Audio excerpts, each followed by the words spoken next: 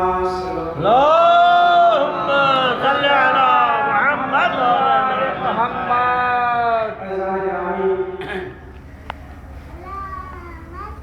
فرش محفل میں آنے والوں، جن حضرات نے اس جشن کا انعقاد کیا، آج وہ ہمارے درمیان نہیں ہے، ہمارا فریضہ بنتا ہے کہ ہم انہیں یاد کریں. لہذا آپ تمامی حضرات سے التماس ہے کہ لباس الحمد اور 3 بار سورۃ توحید کی تلاوت فرما کر مرحوم نثار احمد، مختار احمد اور ضیاء احمد صاحب ان کی اگر آپ بلند آواز سے صلوات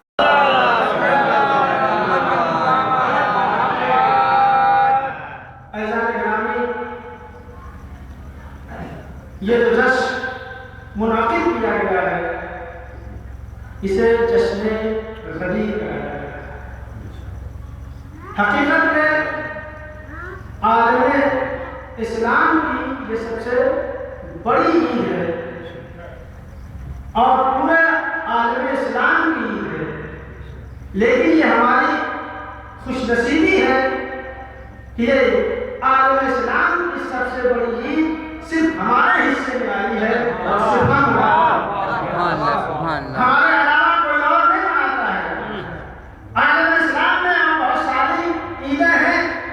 ماہ مبارک رمضان اختتام پذیر ہوا، روزے تمام ہوئے، شکرانے کے طور پر پورا عالم اسلام جس عید کو مناتا ہے اسے عید الفطر کہا جاتا ہے. حج کی سعادت نصیب ہوئی، جناب ابراہیم خلیل خدا کا فدیہ قبول ہوا، شکرانے کے طور پر ہم عید الاضحیٰ مناتے ہیں. تو عید الفطر بھی منائی جاتی ہے، عید الاضحیٰ بھی منائی جاتی ہے. یہ پورا عالم اسلام مناتا ہے. جب بھی روزے تمام ہوئے ہیں، حج تمام ہوا ہے، دین کامل نہیں ہوا ہے، نعمتیں تمام نہیں ہوئی ہیں، اللہ راضی نہیں ہوا ہے، لیکن پورا عالم اسلام جشن مناتا ہے، عید مناتا ہے. بھائی عید الفطر اور عید الاضحیٰ کی خصوصیت یہ ہے کہ پورا عالم اسلام عید مناتا ہے، چاہے مومن ہو یا منافق ہو. عید الفطر اور عید الاضحیٰ کی خصوصیت یہ ہے کہ پورا عالم اسلام عید مناتا ہے، جشن مناتا ہے.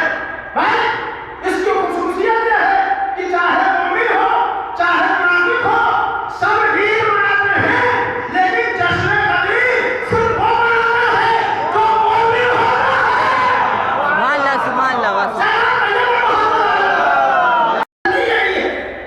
کہ اس میں روزہ بھی سنا کے آ گئے، حج بھی سنا کے آ گیا، دین بھی حاصل ہو گیا، نعمتیں بھی تمام ہو گئی اور اللہ دین سے راضی بھی ہو گیا.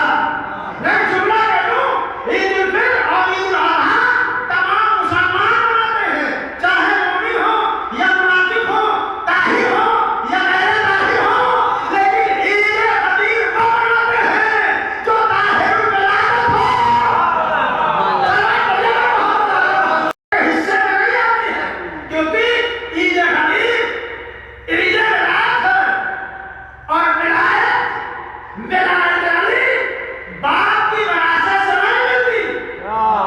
جملہ کے حوالے کرو، اس